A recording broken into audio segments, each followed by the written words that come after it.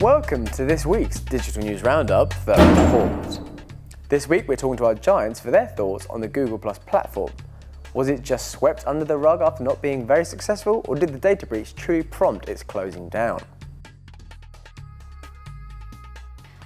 I'm not really sure the platform ever really took off in the first place for it to fall flat. I think actually people have been talking about Google Plus being dead back since 2015. I think because people were forced to get an account initially. It hasn't really done anything different that other social networks aren't already doing. It's always felt a little bit corporate and a little bit sensible. I think that perhaps gave them a bit of a rep at the start. Like, people didn't really want it, they were forced to have one, and so they weren't then really invested in using it in the first place.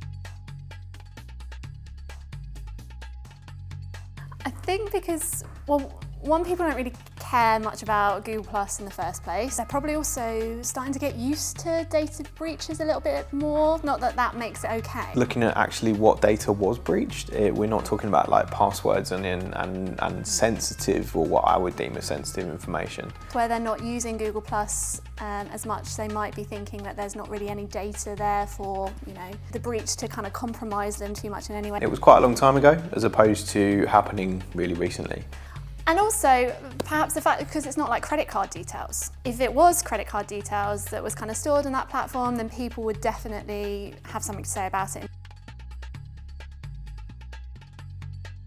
Probably. I think if you look at the entire Google offering, a social network is missing. It wouldn't actually surprise me if it was the result of some kind of acquisition. Actually, if you look at Alphabet, Google's parent company, you look at all the smaller companies that they've acquired over the years, a lot of them consist of social networks or social platforms of some kind.